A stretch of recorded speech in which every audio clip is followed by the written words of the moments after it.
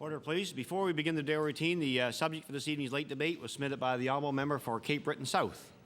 Therefore, be resolved, rural roads are in deplorable condition. Be debated this evening at 6 p.m.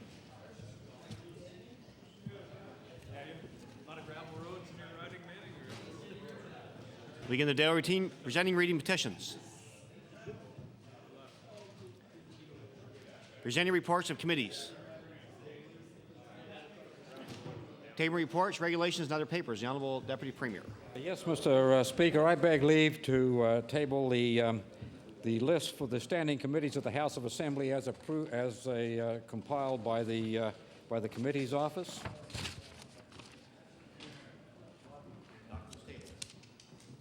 Statements. The Honourable Minister of Health. Thank you, Mr. Speaker. And Mr. Speaker, I beg leave to table the annual report for the Nova Scotia Health Research Foundation, moving forward for the year ending 2002. Thank you, Mr. Speaker. Order table. Statements by ministers. Government notice of motion. The Honourable Minister of Health. Thank you very much, Mr. Speaker. Mr. Speaker, I hereby give notice that on a future day I shall move the adoption of the following resolution. Whereas volunteers in Nova Scotia are an integral part of the healthcare system, offering care to patients across the province and helping to raise funds that pay for equipment, resources, and renovations. Whereas every year in Nova Scotia, almost 7,000 people volunteer with Nova Scotia's hospital and health centre foundations. And whereas this week, April 27th to May 3rd, has been declared Volunteer Recognition Week, therefore be it resolved that the members of this House acknowledge and thank those Nova Scotians who generously give their time to help people at their time of need. Mr. Speaker, I request waiver of notice. Request for waivers. Is it agreed? All those in favour say aye. Countermanded nay. Motion is carried. The Honourable Minister of Education. Mr. Speaker, I hereby give notice that on a future day I shall move the adoption of the following resolution. Whereas Aaron Barkhouse has become the 82nd Dalhousie University student to receive a Rhodes Scholar, the most prestigious of the Commonwealth, to attend Oxford University in England. And whereas graduating in May of 2003 with an honours BSc in physics, Mr. Barkhouse has been a starter for the Dal Tigers men's varsity soccer team since '99, an academic All-Canadian throughout his university career, and a tutor at Grossbrook Junior High School, all the while maintaining a GPA of over 4.2. And whereas this isn't the first time Mr. Barkhouse has been acknowledged for his talents, Dalhousie has awarded him with the JDS Uniphase Scholarship in Optics and Photonics, the Lucent Global Science Scholarship, and the W. Andrew McKay Alumni Scholarship. Therefore, be it resolved, all members of the legislature join me in congratulating Aaron Barkhouse on the receipt of the revered Rhodes Scholarship and wish him continued success in his studies and sports in Britain. Mr. Speaker, I request waiver of notice and passage without debate. Waivers are agreed. All those in favour say aye. Countermanded nay. Motion is carried. The Honourable Minister of Education. Mr. Speaker, I hereby give notice that on a future day I shall move the adoption of the following resolution. Whereas this week we're celebrating Education Week in Nova Scotia with the theme of physical education, stimulating the mind and the body. And whereas every day educators across this province are teaching our students the importance of healthy, active lifestyles through the physical education curriculum and other activities within the schools and community. And whereas our active school community pilot projects, like the one launched at J.L. Ilsley High School last Friday, are involving the entire community of students, teachers, staff, parents, and health and recreation professionals in a joint effort to increase the physical activity of our young people. Therefore, be it resolved that all members of this House applaud the dedication of school teachers and staff and encourage all Nova Scotians to lead more healthy, active lives. Mr. Speaker, I request waiver and passage without debate. Request for waivers. Is it agreed? All those in favour say aye. Countermanded nay. Motion is carried. Introduction of bills. The Honourable Member for Dartmouth North. Thank you, Mr. Speaker. On behalf of the Honourable Member for Halifax-Chebucto, I beg leave to table a bill and act amend Chapter 18 of the Act of 1998, the Municipal Government Act.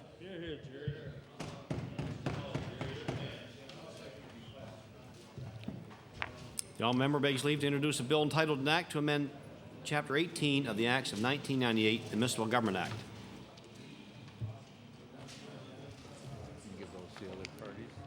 Bill 42, entitled An Act to Amend Chapter 18 of the Acts of 1998, the Municipal Government Act. Order this bill be read a second time at a future date.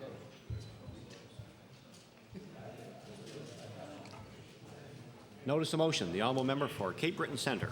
Thank you, Mr. Speaker. Mr. Speaker, I'll be reading this on behalf of the member for Halifax Chebucto. I hereby give notice on a future day I shall move the adoption of the following resolution. Whereas Canada is saddened by the passing on April 6th of John Pratt, a Canadian icon from the Second World War's Battle of the Atlantic. And whereas John Pratt, a former MP, Mayor of Dorval, architect, and Expo 67 commissioner, gained fame as a wartime entertainer. And whereas many will remember him in the wartime reels, a tall, gangling sailor in overalls, mop in hand, singing up the hardships of the war in the humorous ditty, "You'll Get Used to It." Therefore, be it resolved that this House mourns the passing of John Pratt, entertainer and Canadian icon of the Second World War, and sends its regrets to his fans, family, and friends. I seek waiver, Mr. Speaker. Mr. Waiver, is it agreed? All those in favour say aye. Contrary-minded, nay. Motion is carried. The honourable member for Cape Breton South. Mr. Speaker, I hereby give notice that on a future day I shall move the adoption of the following resolution. Whereas the member to First Nation donated $25,000 for new X-ray equipment to the Cape Breton District Health Authority, and whereas this is the largest donation the band has ever made, and whereas the donation by the member to band brings the Hospital Foundation closer to its $3 million goal, therefore be it resolved that all members of this House recognize and sincerely thank the member to First Nation for the $25,000 donation for X-ray equipment to the people of Cape Breton, and I would ask for waiver, Mr. Speaker. Mr. Waiver, is it agreed? All those in favour say aye. Contrary-minded, nay. Motion is carried. The honourable member for Pictou East. Thank you, Mr. Speaker. I hereby give notice that on a future day I shall move the adoption of the following resolution. Whereas the members of the Future Students' Council of the new North Nova Education Centre got together recently to voice their opinions and concerns about building a community school.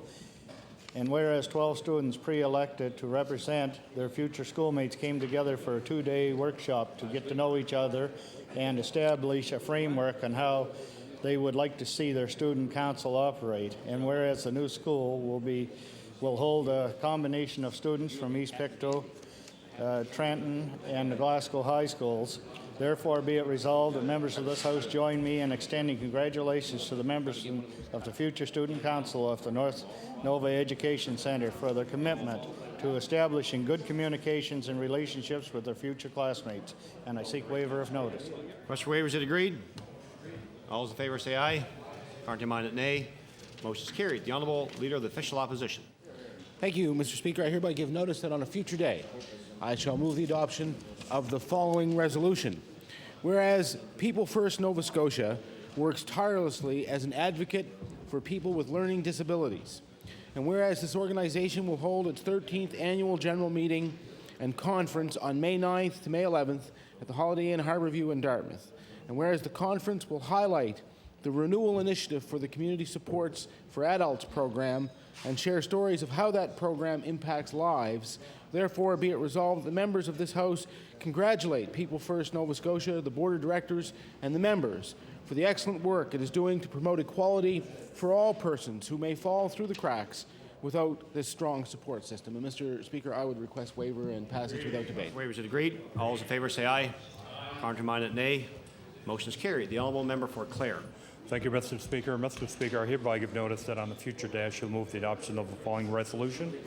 Whereas Jeffrey Degas of New Edinburgh, Digby County, a grade 4 student at École Joseph Degas, participated in the Provincial Bowling Council tournament in March in Shearwater, and whereas Jeffrey had the high Bantam single game score of 284 and won the gold medal in the Bantam boys division, and whereas Jeffrey will now compete this weekend of May 3rd to May 5th on the Nova Scotia bowling team of the national competition in Regina, Saskatchewan, therefore it be resolved that the members of this House congratulate Jeffrey Degas on his gold medal achievement and wish him all the best in his upcoming national competition.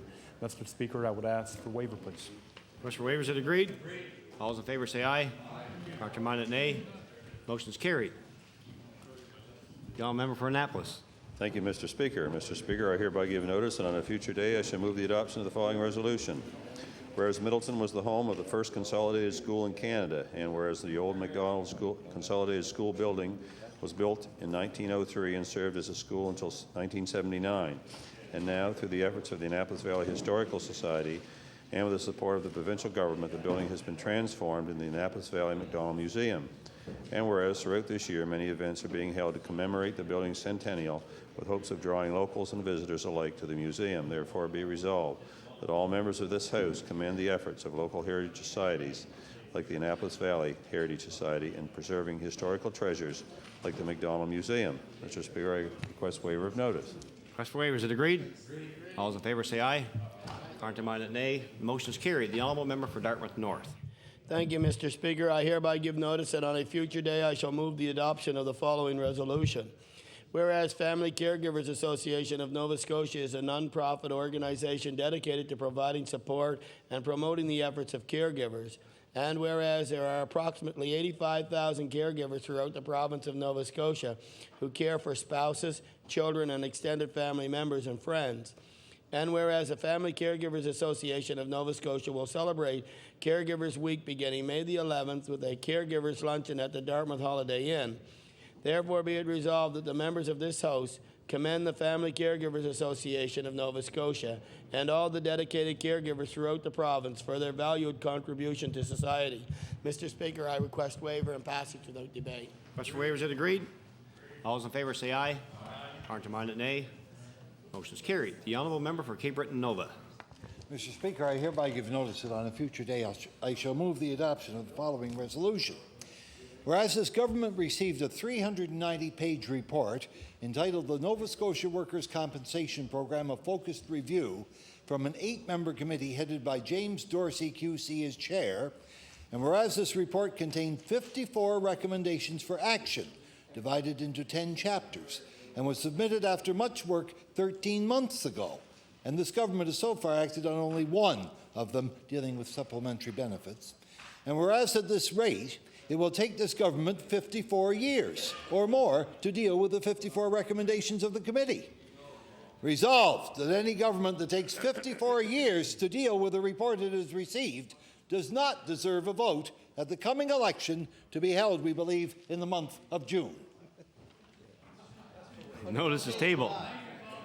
The honourable member for Halifax Bedford Basin. Thank you, Mr. Speaker. Mr. Speaker, I hereby give notice that on a future day I shall move the adoption of the following resolution. Whereas breast cancer survivor and owner of New Women Prosthetics and Apparel, Carol Bond, and her husband Tom hosted the 6th and final In the Pink Fun and Fashion Show on April 27th.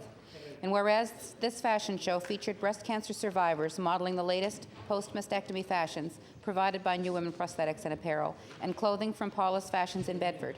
And whereas this event has raised $20,000 for the Canadian Cancer Society's Nova Scotia Division for breast cancer research during the event's history. Therefore, be it resolved that the members of this House join me in congratulating Carol and Tom Bond for their outstanding contribution to women who are fighting and winning the war against breast cancer. Mr. Speaker, I seek waiver. Request for waiver, is it agreed? All those in favor say aye. Contrary-minded, nay. Motion is carried. The honourable member for Timberley Prospect. Thank you, Mr. Speaker. I'll be asking for waiver and passage without debate. I hereby give notice. On a future date, I shall move the adoption of the following resolution.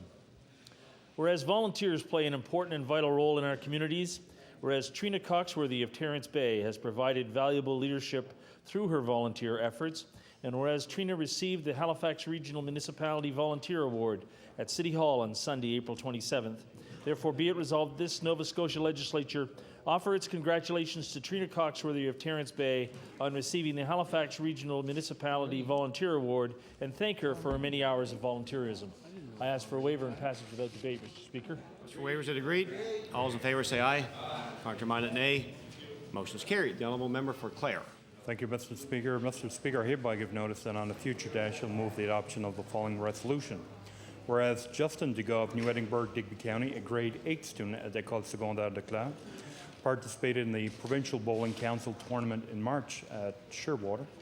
And whereas Justin returned home with a gold medal after winning the junior boys division. And whereas Justin will now compete this weekend of May 3rd to May 5th on the Nova Scotia bowling team at the national competition in Regina, Saskatchewan. Therefore, be resolved that the members of this House congratulate Justin Degas on his gold medal achievement and wish him all the best in its upcoming national competition.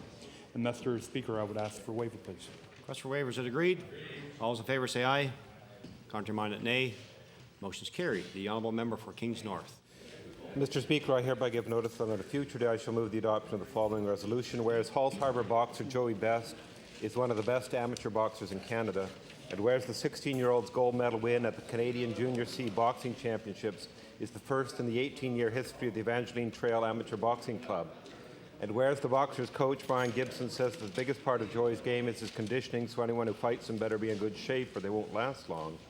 Therefore, be resolved that members of this House join me in congratulating Joey Best on winning a gold medal at the Canadian Junior C Boxing Championships and wish him continued success in his boxing career. I request waiver. Request for waiver, is it agreed? All those in favor say aye. Contrary-minded, nay. Motion is carried. The honourable member for Cole Harbour Eastern Passage. Well, thank you, Mr. Speaker. I hereby give notice that on a future day I shall move the adoption of the following resolution. Whereas National Volunteer Week is the perfect time to honor Dan Johnson, perhaps the preeminent volunteer in the Eastern Passage community. Whereas Mr. Johnson has raised hundreds of thousands of dollars over the years for the visually impaired through his annual Type-a-thon. Whereas this year's Type-a-thon will be held in Sir Frederick Fraser School across from the IWK Hospital on Thursday, May 15th, and will be attended by the Lieutenant Governor. Therefore, be it resolved that this House praise Dan Johnson of Eastern Passage for his sterling efforts on behalf of the visually impaired and every success for his annual Type-a-thon on May 15th. And I ask for waiver, Mr. Speaker. Request for waiver, is it agreed? All those in favor say aye. Contrary-minded, nay. Motion is carried. The honourable member for Richmond. Thank you, Speaker. Speaker, I hereby give notice on a future day I shall move the adoption of the following resolution. Whereas the week of April 29th to May 2nd, 2003 is Education Week in the province of Nova Scotia. Whereas Fons Gillis, Director of Education with the Strait District School Board, has been selected by the Nova Scotia School Boards Association to receive the NSSBA Education Week Partner Award. Whereas Mr. Gillis will be honoured at the Provincial Education Week Awards ceremony this afternoon at Sackville Heights Junior High. Therefore, be it resolved that all members of this House congratulate Mr. Gillis on being selected to receive the NSSBA Education Week Partner Award for his commitment to excellence in education for the Strait District School Board. Mr. Speaker, I ask for waiver of notice and passage without debate. Request for waiver, is it agreed? All those in favor say aye. Contrary-minded, nay. Motion is carried. The Honourable Minister of Justice. Mr. Speaker, I hereby give notice that on a future day I shall move the adoption of the following resolution. Whereas A1 Tires Limited of Truro has been named Tire Retailer of the Year by the Resource Recovery Fund Board of Nova Scotia. And whereas the award recognizes a business which has made a significant contribution to the protection of Nova Scotia's environment. And whereas A1 Tires Limited is locally owned and operated by Frank Atkinson and his sons Earl, Joe, and Ross, and is celebrating its 25th anniversary in 2003. Therefore, be it resolved that all members congratulate A1 Tires Limited on being named Tire Retailer of the Year by the Resource Recovery Fund Board, and thank the Atkinson family and their employees for helping make Nova Scotia a world leader in waste reduction. And Mr. Speaker, I request waiver of notice. Request for waiver, is it agreed? All those in favor say aye. Contrary-minded, nay.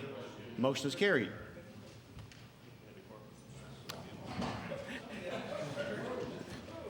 All member for Cole Harbour Eastern Passage.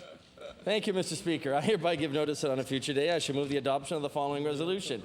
Whereas the Four Seas Foundation builds meaningful relationships between public schools and their communities through fine arts projects, whereas one such worthy project is the Cole Harbour Historical Review, being staged at Colby Village Elementary School under Director Leanna Todd and producer and chair of the Colby Village Elementary School Student Advisor Council, Laura Lee Nichol. Whereas notable mention must also go to the scriptwriter Elizabeth Corser of the Cole Harbour Rural Heritage Society and to the many other folks who have gave of their time and effort to bring the production to the stage. Therefore, be it resolved that the House congratulates Colby Village Elementary School and all the participants and families involved in staging the production, the Cole Harbour Historical Review, with the assistance of Andrea Pushkar of the Four Seas Foundation. And I ask for waiver, Mr. Speaker. Request for waiver, is it agreed? All those in favor say aye. Contrary-minded, nay. Motion is carried. The honourable member for Glace Bay. Mr. Speaker, I hereby give notice that on a future day I shall move the adoption of the following resolution. Whereas Manitoba is a prairie province, while Nova Scotia is not. And whereas Manitoba is home to one of the largest concentration of polar bears in the world, Nova Scotia is not. Sure?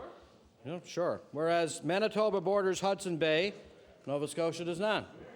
Therefore, be it resolved that the members of this House recognize that in addition to the above differences, Manitoba has an NDP government. Nova Scotia never will. Mr. Speaker, I ask for waiver of notice and passage without debate. Question for waivers, is agreed? Here no. Notice is tabled. The honourable member for Kimberley Prospect. Thank you, Mr. Speaker. I hereby give notice on a future day I shall move the adoption of the following resolution. Whereas this week is a time to celebrate the many volunteers who enrich our communities, whereas one such volunteer is Kelly Morrissey of Hatchet Lake, whose valuable leadership deserves recognition, whereas Kelly received a Halifax Regional Municipality Volunteer Award at City Hall on Sunday, April 27th. Therefore, be it resolved that the members of this House offer their congratulations to Kelly Morrissey of Hatchet Lake on receiving the Halifax Regional Municipality Volunteer Award and thank her for her many hours of volunteerism. I ask for waiver and passage without debate, Mr. Speaker. Question waivers, is agreed? All those in favour say aye. Contrary-minded, nay. Motion is carried. The honourable member for Cape Breton West. Thank you, Mr. Speaker. Mr. Speaker, I hereby give notice that on a future day I shall move the adoption of the following resolution. Whereas the Morrison Road and Broughton Road, Cape Breton County, are in a deplorable state, and whereas motorists traveling these roadways are incurring considerable repair bills because of damage caused by the state of these roadways, and whereas the Minister of Transportation and Public Works boasts of increased funding in his department for road construction, repair, and capital improvements, therefore be it resolved the Minister of Transportation and Public Works commit sufficient funds to repair and repave the Broughton Road and the Morrison Road. Notice is tabled. The honourable member for Richmond. Thank you, Speaker. I was recovering from that earlier jump up, so. Speaker, I hereby give notice in a future day shall move the adoption of the following resolution. Whereas the Finance Minister's parting gift to Nova Scotians is more debt and more debt servicing charges. Whereas thanks to this Finance Minister, Nova Scotia now spends more on debt service charges than it does on education, but yet the Minister thinks it's okay to borrow more than his government earns. Whereas the Finance Minister has so much faith in his budget that he will not be putting his name on the ballot next election, because as the old saying goes, the writing is on the wall. Therefore, be it resolved that the members of this House recognize that the Minister of Finance is voting with his feet, knowing full well that Nova Scotians will not forgive him for jeopardizing the education system with higher debt and debt servicing, while encouraging the Tory caucus to question why their Finance Minister is abandoning them just before an election. Notice is tabled.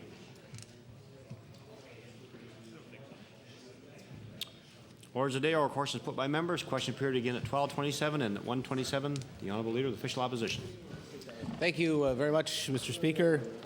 Well, Mr. Speaker, car insurance rates have shot up by 65% by December. Yet, Nova Scotians are getting hit now with more rate hikes. In the past few days, insurance companies have given notice that they are raising the rates even higher. Cooperators is going up by 15% on average. Citadel will go up by 12.9%. Economical Mutual will go up by 10.1%. So I want to ask the minister responsible for the skyrocketing insurance rates, why hasn't your government prevented these additional increases? The Honourable Minister of Environment and Labour. Well, Mr. Speaker, as the honourable member I'm sure is aware, the UARB has completed their review of insurance rates, and we expect their report very, very shortly. The Honourable Leader of the Official Opposition on your first supplementary. Thank you. Well, you know something, Mr. Speaker? The insurance industry isn't waiting for the UARB decision. In fact, the insurance industry has decided to take decisive action. The insurance industry is cranking up the auto insurance rates ever higher. This government is sitting on its hands instead of actually lowering auto insurance rates. So I want to ask the minister responsible for skyrocketing insurance rates to tell the industry that come what may, these increases will be cancelled. The Honourable Minister of Environment and Labour. I will tell the honourable member that the file will be handled. The Honourable Leader of the Official Opposition on your final supplementary. Well, Mr. Speaker, the industry knows that the latest increases insulate companies from the possibility of an unfavorable decision from the UARB. For the industry, Mr. Speaker, it's the old saying, heads they win, tails we lose. The industry knows that they can increase rates before and after the UARB decision. The legislature can halt these skyrocketing rates, but this government, Mr. Speaker, just offers excuses and delays. So I want to ask the minister, why is the government so eager to give the insurance industry a green light for more increases in auto insurance rates? The Honourable Minister of Environment and Labour. Mr. Speaker, I know that the New Democratic Party believes that all problems can be solved very, very rapidly. No problem is too complex for the NDP to handle in 2 minutes. Well, Mr. Speaker, government has to be responsible. Government will take the required actions to solve this problem. The Honourable Member for Glace Bay. Mr. Speaker, my question is to the Minister of Education. Mr. Speaker, earlier this year, the Minister of Education announced assessment results for our children across the province. In the Minister's report to Parents 2002, it states, Mr. Speaker, and I quote, "Overall student performance in the junior high mathematics program assessment was very weak and much below expectations for grade 8 students." Well, Mr. Speaker, the simple fact of the matter is our students compete with New Brunswick, Ontario, and Alberta for university and job placement. So my question for the minister is, Mr. Speaker, when will the minister admit that he and the former minister's failure to fund our education system is a major factor in our poor results in that national testing? The Honourable Minister of Education. Thank you very much, Mr. Speaker, and I want to thank the honourable member for the question. The likelihood of me acquiescing to his request is highly unlikely. However, if he were prepared to accept the responsibility that they had when they were government for their failures in education, then perhaps we'll discuss it. The Honourable Member for Glace Bay on your first supplementary. Thank you, Mr. Speaker. Well, Mr. Speaker, this is not a time for smug answers. This is a time for answers, period, Mr. Speaker. Again, my question to the Minister of Education. Mr. Speaker, the government offered the educational system minor financial resources, and they expect unrealistic outcomes. School boards are consistently forced to take resources away from the classroom to fulfill this government's underfunded promises. And if that isn't enough, Mr. Speaker, we've learned that our debt servicing costs now are over $1 billion, which is higher than the budget for education. My question to the minister is, Mr. Speaker, when will the minister commit the appropriate funds needed to our school system to allow our children to have the best and most enjoyable education that encourages them to be lifelong learners? The Honourable Minister of Education. Thank you very much, Mr. Speaker, and I thank the honourable member for the question. The answer to the question is we're spending the money now in order to accomplish what he is speaking about. We spend nearly $1 million last spring to train 900 math teachers to be math leaders in their schools. We spent another $1 million, Mr. Speaker, on fraction block sets for junior high and graphing calculators for senior high.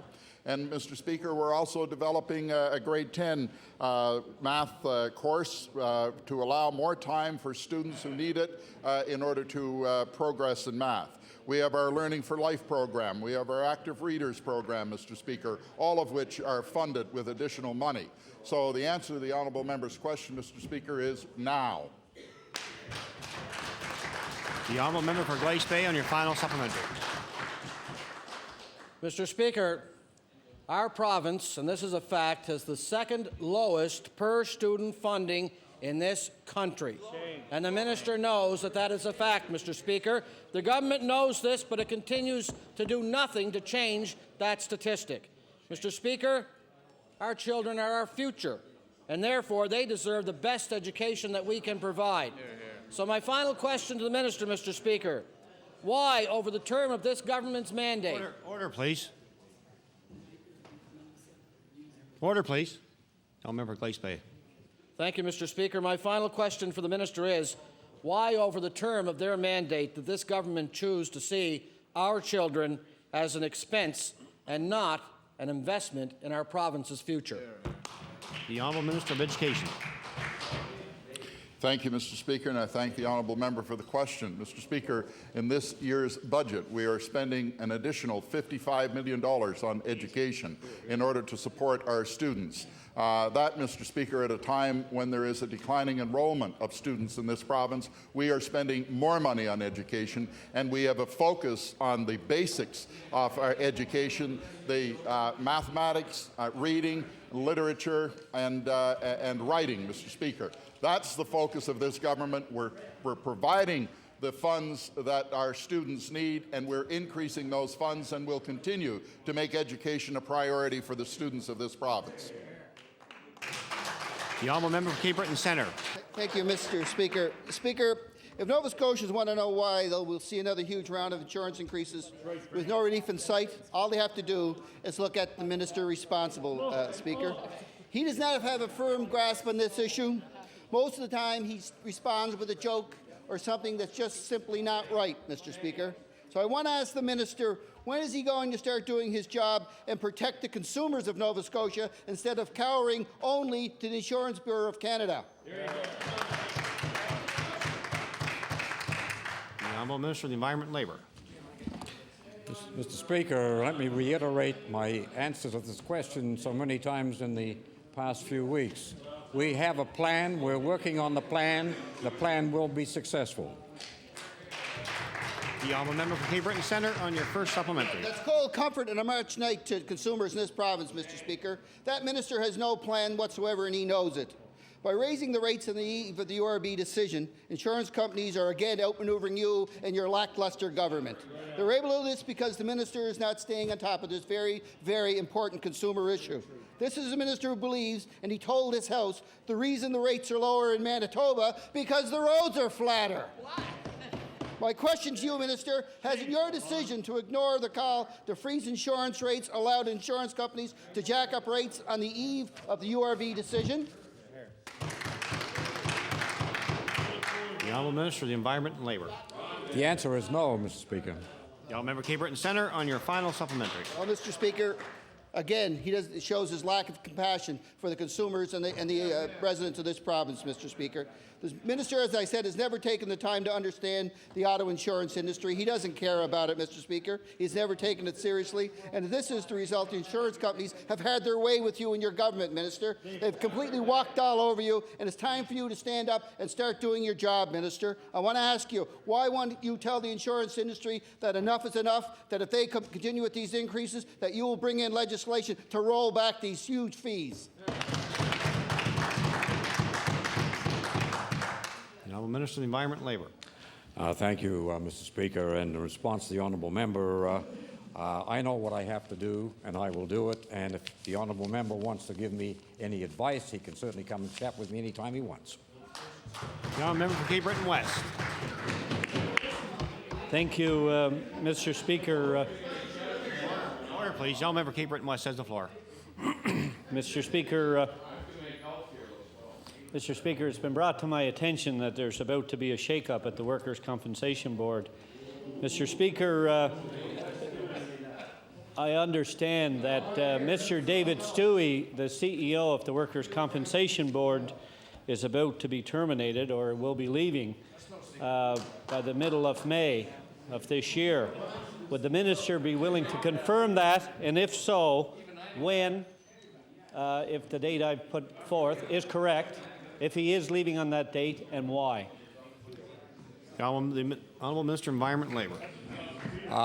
Mr. Speaker, I am privy to that rumor as well. The honourable member for Cape Breton West on your first supplementary. Well, Mr. Speaker, the minister makes light of a very serious situation. Mr. Stewie has been a leader at the Workers' Compensation Board to the extent of reducing the unfunded liability from 75% down to 25%. And I'm given to understand that he was given his notice on the last board meeting. Would the minister please explain to all members of this House and to all stakeholders at the workers' compensation system why this CEO, who has been a leader in financial management, is being terminated from his job? The honourable Minister of Environment and Labour. Mr. Speaker, I would agree that Mr. Stewie has been a very effective financial manager.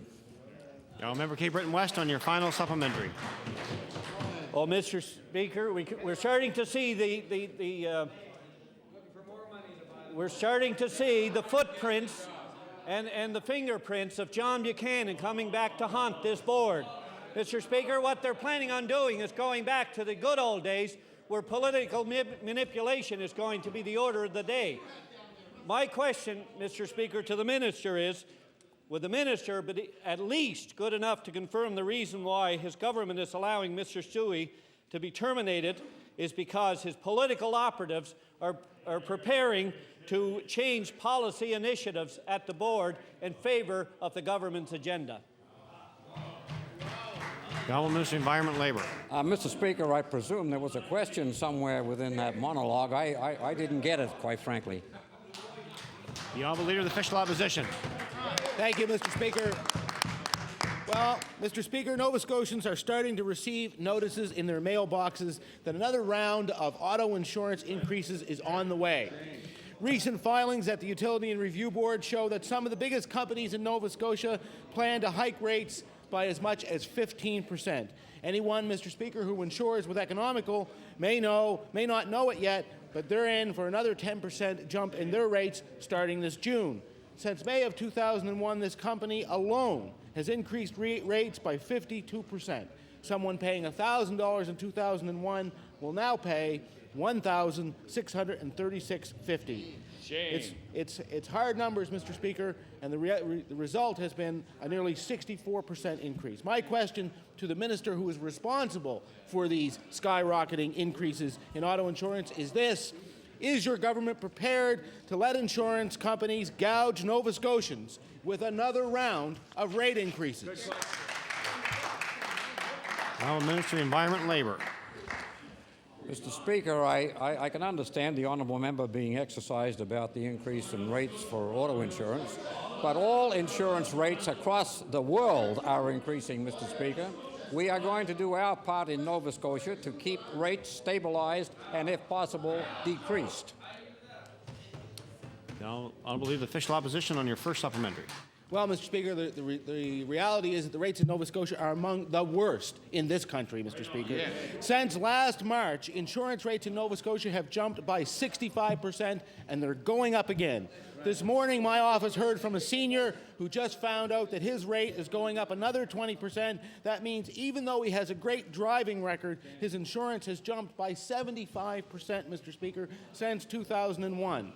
Ernie Whedon is another example. His insurance jumped by 100% in the last 2 years. He went from paying $600 to $1,200. And another round of auto insurance increases, Mr. Speaker, will put people off the road. So my question to the minister is this: at what point, Mr. Minister, will you say enough is enough and do something to lower auto insurance premiums in this province? The Honourable Minister of Environment and Labour. Mr. Speaker, I've already said enough is enough. The Honourable Leader of the Official Opposition on your final supplementary. Well, Mr. Speaker, the reality is that many people like Ernie Whedon can't afford another round of rate increases, and yet this government is going to allow the big players to go ahead with their plan to hike rates and to hit Nova Scotians again. Mr. Speaker, seniors on fixed incomes, students, families, everyone is going to be affected. So I just want to ask the minister this very simple question: when will you quit stalling and do something about the skyrocketing increases in auto insurance premiums? The Honourable Minister of Environment and Labour. Mr. Speaker, we have done so. We have appointed a consumer advocate. And it's very interesting. Order, please.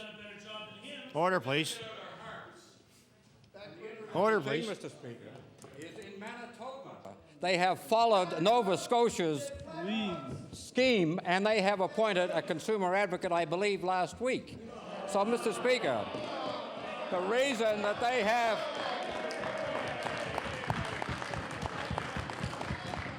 Mr. Speaker, the reason that they have appointed a consumer advocate in the province of Manitoba is because people there are very unhappy with the increases in insurance rates.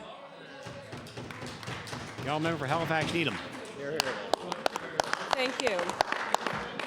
Mr. Speaker, my question through you is for the Minister of Health. Mr. Speaker, last summer the West Nile virus spread across North America to 44 states and 5 provinces, including Nova Scotia. Although there were no human cases in Nova Scotia last year, scientists say it's a matter of when, not if, people start getting infected.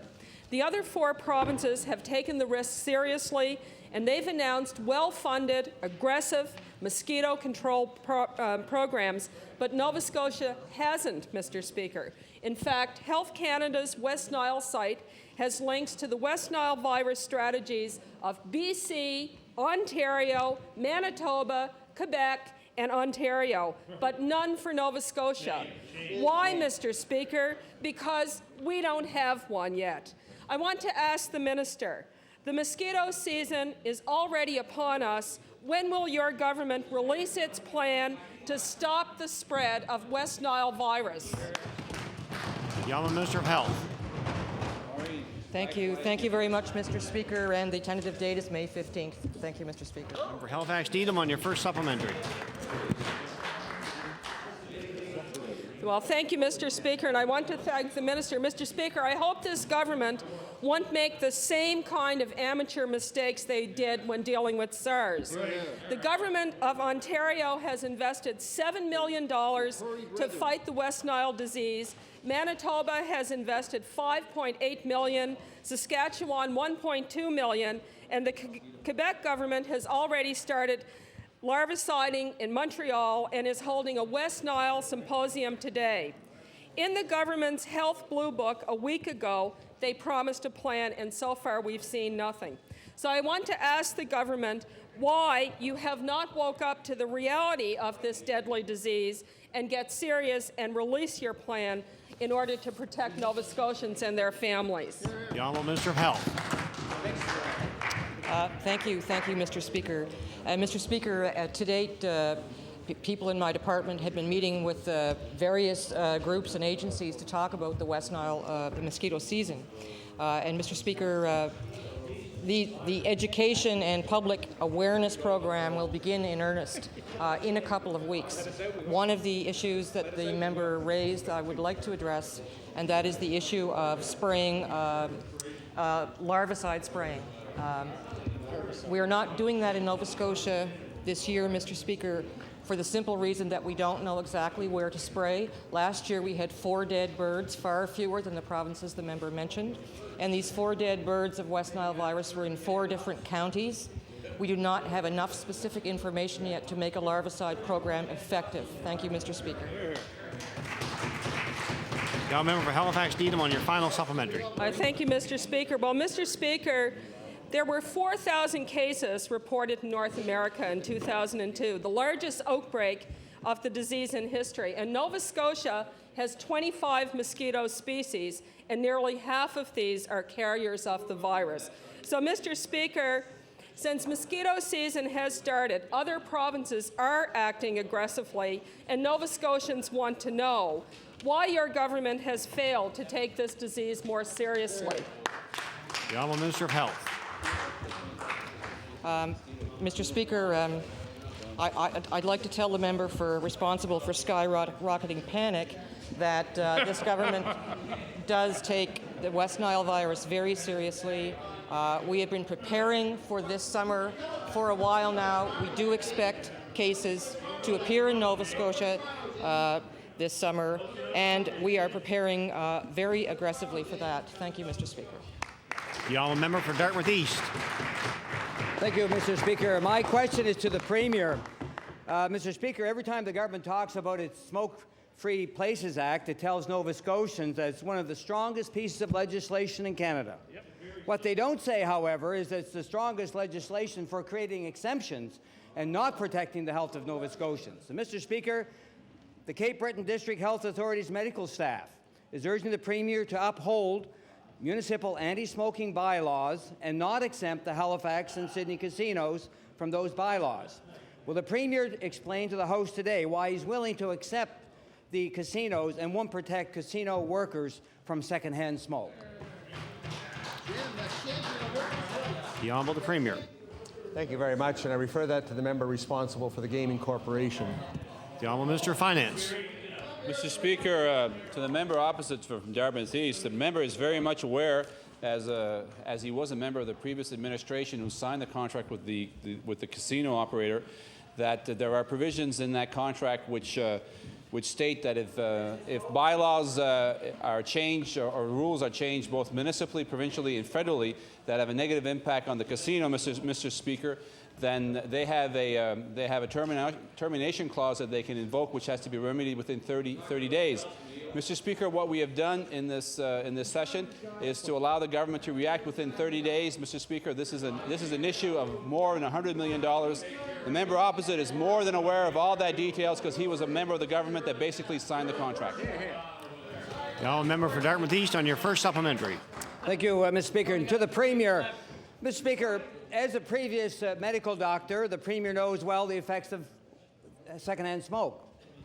As a leader of this province, the Premier knows he has the power to do more to protect Nova Scotians against secondhand smoke than anyone else in this province. Unfortunately, when leadership should be demonstrated, the Premier has turned his back on those responsibilities and leaving the casino workers to continue inhaling secondhand smoke. Mr. Speaker, this government could have negotiated with the casino operators. They could have negotiated. My question to the Premier, can he explain to the doctors of Cape Breton District Health Authority why he's let them down by tabling legislation without negotiating with the casino operators about smoke-free? The Honourable the Premier. Thank you very much, Mr. Speaker. And the member opposite is fully aware of the answer to this question, but I'll ask the minister responsible for the Gaming Corporation to repeat it again for the benefit of the member opposite. The Honourable Minister of Finance. Mr. Speaker, the member opposite talks about leadership. Mr. Speaker, that member, that specific member from Dartmouth East, when he was Minister of Health, had proposed legislation to bring about a reduction in smoking in this province. And Mr. Speaker, that member never tabled any legislation in this House. Our government has tabled legislation, Mr. Speaker, to reduce levels of smoking in this province and especially to protect the youth of our province. Mr. Speaker, we will stand behind that legislation, and the member opposite to criticize this government for lack of action is reprehensible, Mr. Speaker.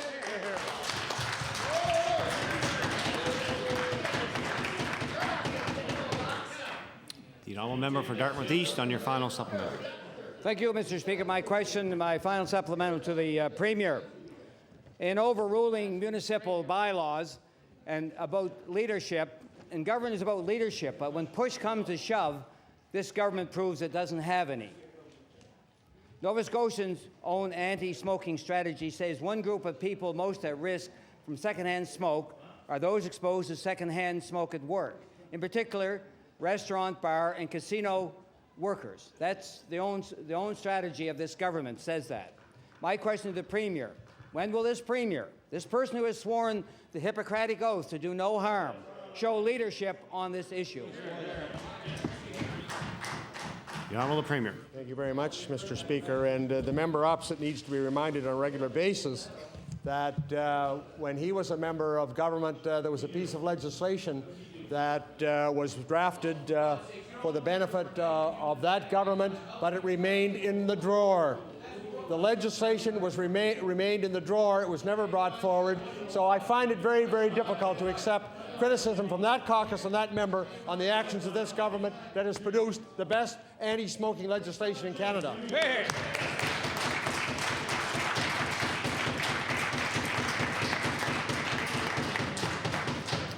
The Honourable Member for Halifax Needham. Thank you, Mr. Speaker. Mr. Speaker, my question through you is for the Minister of Health. Mr. Speaker, yesterday a Health Department spokesman said the West Nile virus is, and I quote, something we should pay attention to. Mr. Speaker, it's not something that we should just pay attention to. It's something we must take action on, Mr. Speaker. One route some provinces have taken is to employ larvicides. Larvicides are sprayed on standing water between May and June to stop the spread of mosquitoes. And some provinces are using a biological larvicide called BTI, which is safe for humans and animals. But other provinces and some states are using malathion, which has a negative side effect on people and the environment. So I want to ask the Minister what research her apartment has done on larvicides, and which, with any, they will be using to stop the spread of mosquitoes between now and July. The Honourable Minister of Health. Thank you very much, Mr. Speaker.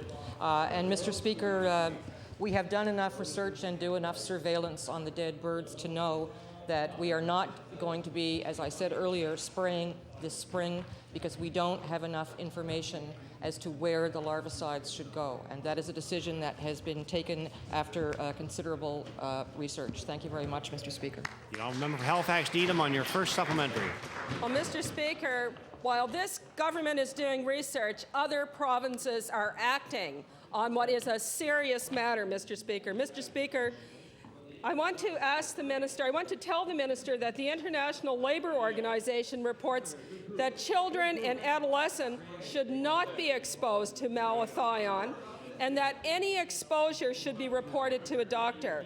If inhaled, it can cause things like dizziness, labored breathing, and unconsciousness. And warnings also indicate that pregnant women especially should not be exposed to this larvicide. I want to ask the minister if she can tell this House what course her department will be taking on the use of larvicides so Nova Scotians won't worry about the negative side effects from these chemicals. The Honourable Minister of Health. Thank you very much, Mr. Speaker. And I thought I had made it clear that they won't have to be worrying about negative effects of larvicides because we won't be using them this year. But, Mr. Speaker, if we do use them in years to come, because we have better information, then we will be using the biological larvicides that are not harmful, like malathion. Thank you very much, Mr. Speaker. The Honourable Member for Halifax Needham on your final supplementary. Well, thank you. Well, Mr. Speaker, Nova Scotian farmers, fish harvesters, and nature lovers are also concerned about the use of chemicals in our environment. And for these people, they want to know that highly toxic substances, which could affect fish populations, honeybees, and the like, as well as birds, won't be used. So I want to say to the minister that it's important that she guarantee to people who are concerned about these issues that whatever products are chosen to help combat this disease will be safe for people and for animals. The Honourable Minister of Health. Thank you very much, Mr. Speaker. And Mr. Speaker, should we use any larvicides in the future, yes, they will be safe. There's another issue the member hasn't brought up yet, and that is the whole issue of spraying later in the summer for adult mosquitoes. And there again, we're giving very serious consideration to the potential adverse effects on humans of that spray. Thank you, Mr. Speaker. Now, member for Timberlea Prospect. Thank you, Mr. Speaker. My question through you is to the Minister of Transportation and Public Works. My office was contacted today by Audrey McManus, a senior living in Onslow, Colchester County. Mrs. McManus and many of her neighbors live on an unlisted street named Forest Drive, and I will table a copy of the property online map of Forest Drive. Mrs. McManus says she is totally frustrated with her attempts spreading over many years to have this problem addressed. Nobody is listening, so she's called the MLA from Timberlea Prospect. Will the minister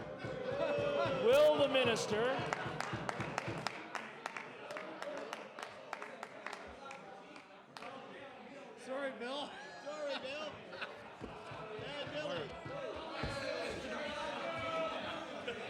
Order, please.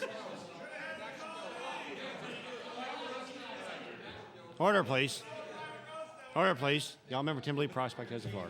Will the minister please assure Mrs. McManus, the resident of Colchester North, and her neighbors that she will have her street listed?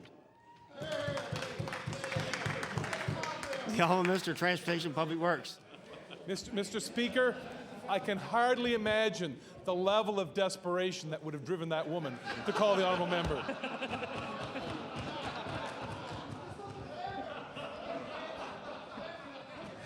That such misery should exist in Colchester County is hardly imaginable. However, the honourable member will know that I obviously am not going to be familiar with every particularly unlisted street in Nova Scotia, and if he provides the information to me, I will review it accordingly. The honourable member Kimberley Prospect on your first supplementary.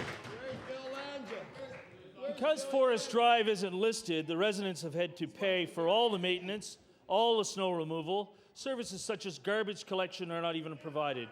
I'm told, in fact, that an ambulance went into the ditch recently due to poor road conditions. These people want to stay in their own homes. I'm also told that the properties located on Forest Drive were developed under the Veterans Land Act. These seniors have served their country, Mr. Speaker, but they have difficulty getting this government to lend them a hand on a very simple matter. Forest Drive is a short street. Mr. Minister, will you direct your department to take the necessary steps to provide normal road service to these seniors and to these veterans? Minister of Transportation and Public Works. Thank the honourable member again for the question. The honourable member talks about an unlisted road. Typically, the term unlisted road refers to an existing public highway that is not maintained by the department. However, the honourable member could also be speaking about a subdivision road or private road, which is the private property road, which if it's taken over, is taken over by municipalities. That's why I need the information, Mr. Speaker. The honourable member Kimberley Prospect on your final supplementary. Mrs. McManus and her neighbors are asking this government, and obviously their negligent MLA, to understand their needs. The senior families on Forest Drive, Mr. Speaker, deserve a better deal from this government. They're not asking a lot, and the solution is simple. Mr. Minister, will Mrs. McManus and her neighbors be contacted by your department before this week is over about a possible solution to their problem? The Honourable Minister of Transportation and Public Works. I'll thank the honourable member for providing with the information. We certainly will check it out. But I can tell the honourable member something else, is that we have in this province agreements with municipal units that provide that municipal units are responsible for taking over the cost of private roads. And I know the honourable member respects agreements with municipal units. So, of course, we'll have to make sure that that is followed. The honourable member from Cape Breton South. Mr. Speaker, my question today is to the Premier. Mr. Speaker, the Premier, Mr. Speaker, continues to play hide and seek with this legislature and the people of Nova Scotia. Mr. Speaker, the Premier promised in the last election that he would run an open and accountable government. He has said that information was but a phone call away and we need not waste our time and the government's time with pesky freedom of information requests. Mr. Speaker, the Premier and his cabinet have made a mockery of freedom of information in this province. And what is worse than that, Mr. Speaker, the Premier is trying to suppress democracy by avoiding questions which specifically speak to his integrity. And one question that's very appropriate here is a question on smoking at the casinos in Nova Scotia. Mr. Speaker, instead of answering questions, he defers them, especially the most important questions of finance, health, and education. Mr. Speaker, when he does answer a question, he keeps falling back on dated notes sent to him by Rob Batterson. Mr. Speaker, my question to the Premier is, Mr. Premier, why are you afraid to answer questions that speak to your leadership and your integrity? Order, please. Order, please. Order, please. The Honourable Premier. Thank you, Mr. Speaker. Seldom has the member from Cape Breton South sounded so desperate. Desperate to find a chink in the armour of a government that has achieved some significant improvements for the people of Nova Scotia.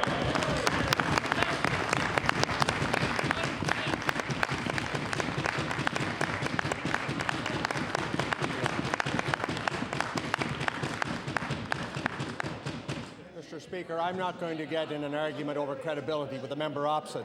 If the member opposite wants to talk about the issues that this government has addressed in a very effective way, or perhaps some issues that he feels the government has not addressed in an effective way, I'm quite prepared to get involved in that kind of debate with the member opposite. But on the other hand, if all the member wants to talk about is a discussion of his credibility versus mine. I'm not prepared to engage in that debate. Now, member for Cape Breton South on your first supplementary. Mr. Speaker, the Premier continues to play hide and seek here today, and I must say the Lemmings are in fine form today with their cheerleading section over there.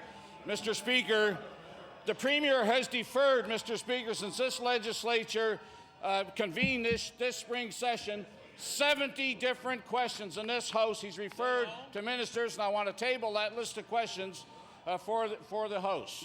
70 different times the minister has deflected questions. And Mr. Speaker, during the last election, the Premier lectured the other two parties almost daily, how he was holier than thou and that the other parties were not upfront and honest. On one occasion he said, Mr. Speaker, I believe respect is being honest and upfront with people. My question to the Premier, why has the Premier stopped being honest and upfront with the people of Nova Scotia? Order, please. Order, please. Order, please. That's unparliamentary, and I ask the honourable member to rise in his place and retract that statement. I'll retract that statement and submit this statement to you, Mr. Supplementary, please. I would ask why the Premier of this province has stopped having respect for Nova Scotians. The Honourable Premier.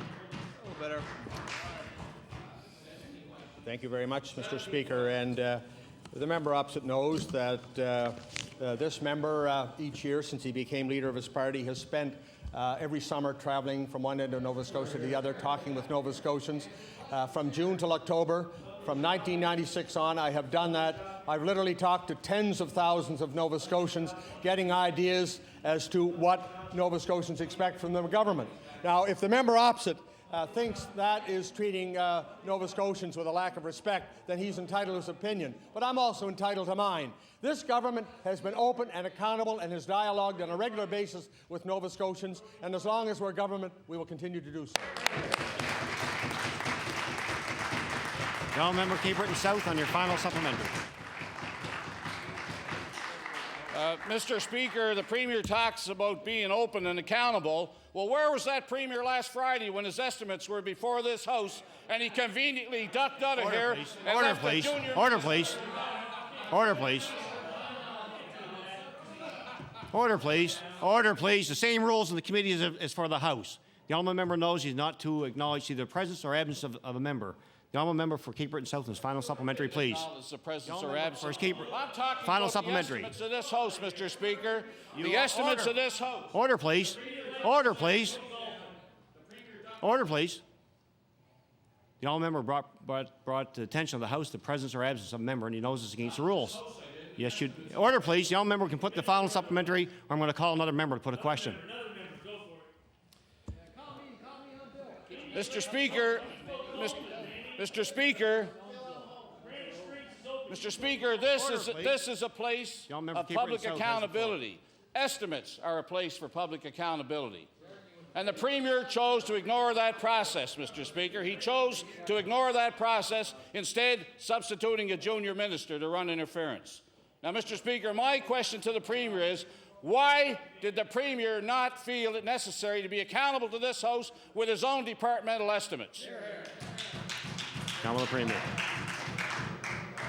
Thank you, Mr. Speaker, and I welcome an opportunity to explain to Nova Scotians what's happening here.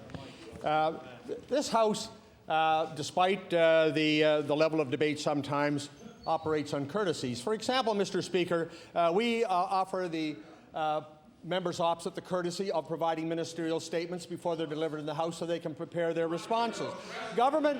Government ministers as well, Mr. Speaker, advise members of the opposition when they are not going to be in the House so that question period can be handled in such a way that they can prepare questions for the appropriate minister.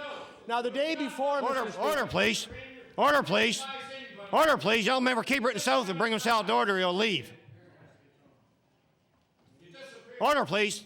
Ask young member Cape Breton South to remove himself from the chamber.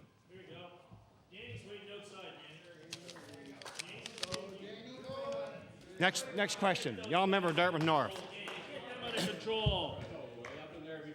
Get them under control. Get Danny under control. Mr. Speaker, Mr. Speaker, the National Council on Welfare just Order, please. Young member Dartmouth North has the floor. Yeah, exactly, John. Mr. Speaker, the National Council on Welfare just released its 2002 Welfare Income Report. It showed that in Nova Scotia, both single and double-parent families received less income assistance in 2002 than they did in 2001. What it also shows is that when the Tory government ended the practice of clawing back the national child tax benefit, it cut personal allowances for children from welfare benefits. I asked the Minister of Community Services, how do you respond to the fact that families on income assistance have grown poor under your government's mandate? The Honourable Minister of Community Services. Yes, thank you, Mr. Speaker. I thank the member opposite for his question. I think that report was authored by the former Liberal MP for Kings Hants, John Murphy. And with regards to some of the things in his report, I'd like to start out by pointing out that the level of child poverty has dropped in Nova Scotia from 18.1 to 17.6% in and about that time. While that is not something that is good enough for this government, it is a move in the right direction. But specifically, he's talking about social assistance rates. And that report greatly simplifies what's going on. Mr. Speaker, when the former minister in this government introduced the new Employment Support and Income Assistance Act and proclaimed the regulations in August the 1st of 2001, there were a lot of positive changes to the act, including things like providing child care to single-parent families, providing transportation allowances, by providing special needs to them. And in addition to that, we separated out... Order, please. Order, please.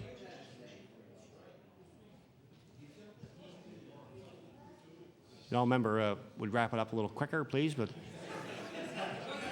thank you, Mr. Speaker.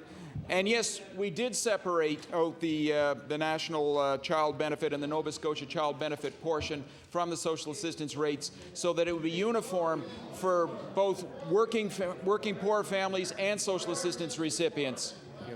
No member Dartmouth North and your first supplementary. Thank you. Thank you, Mr. Speaker. And I would remind the Honourable Minister that this is a national organization that is well respected. It is above reproach. And the reports that they provide to the provinces and to this country are second to none. Mr. Speaker, in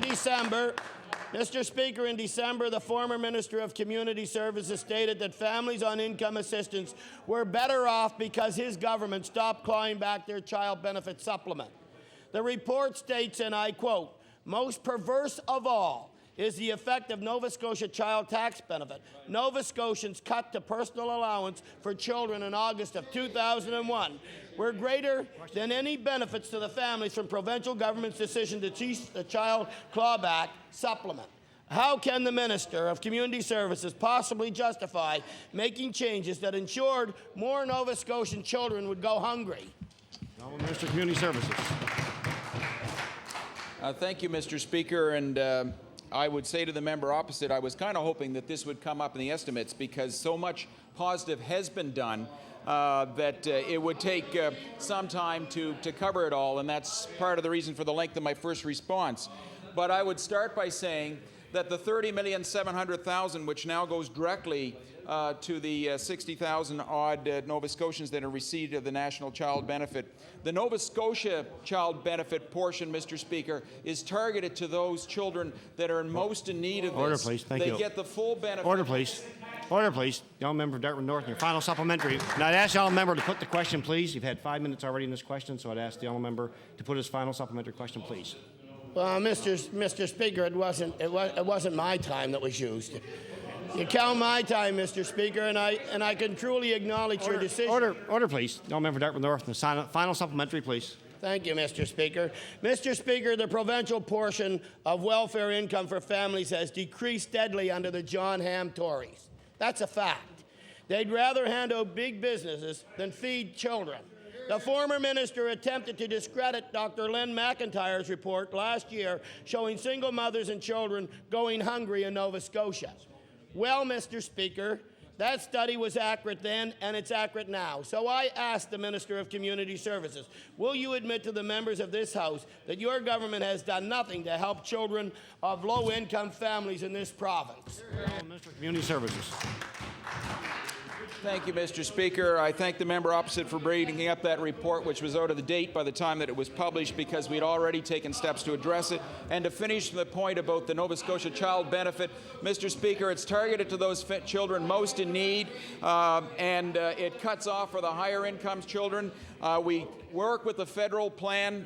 The Canada plan reduces for each successive child. The Nova Scotia plan increases what's cut off of the federal plan, and there's no clawback today, Mr. Speaker, please. and the children are... Thank you. Order, please. The honourable member for Dartmouth East. Thank you, Mr. Speaker. My question to the Minister of Health, and over the last few days, much has been reported on the Wadi Al-Arab, which has been quarantined outside Halifax Harbour since April 25th. As you would know, Mr. Speaker, this situation could pose quite a great health risk to the people of Nova Scotia if not properly handled and monitored. My question to the Minister, can the Minister please confirm whether there have been any provincial health officials directly involved in the inspection of the Wadi Al-Arab? The Honourable Minister of Health. Thank you, Mr. Speaker. And Mr. Speaker, I can double check on this, but Mr. Speaker, I've been told that the inspections were carried out by Health Canada, and although provincial officials are part of a threat assessment group, there was no need for provincial officials to board the ship. Thank you, Mr. Speaker. Honourable member for Dartmouth East on your first supplementary. I'll thank the Minister for that information. Mr. Speaker, I don't think we have to remind this government the dangers of anthrax, and I do believe that Nova Scotians do have a right to know whether their health needs and safety are at risk. So given that the test results are expected on Thursday and the Minister's already flip-flopped on the serious issue of SARS, could the Minister please confirm what emergency plans are in place to protect Nova Scotians should the test results on Thursday come back positive? The Honourable Minister of Health. Thank you, Mr. Speaker. And Mr. Speaker, as the member for Dartmouth East knows, the ship is in quarantine off Halifax Harbour. The crew have all been looked at. They are not exhibiting any signs of anthrax. When the test results come back, we will know whether or not there's any anthrax present on that ship. And in the meantime, there is absolutely no health threat to any Nova Scotian or any Canadian because the ship is in quarantine. Thank you, Mr. Speaker. The honourable member for Dartmouth East on your final supplementary. Thank you, Mr. Speaker. My final supplement is to the Minister of Justice. And I note the Minister's counterterrorism website that there have been no confirmed cases of anthrax outside the U.S. And yet, Mr. Speaker, there may be one sitting right outside the mouth of our harbour.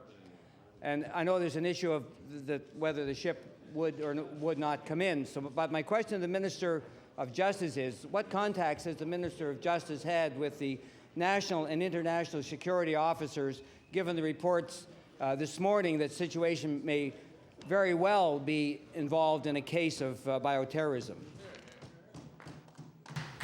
The Honourable Minister of Justice.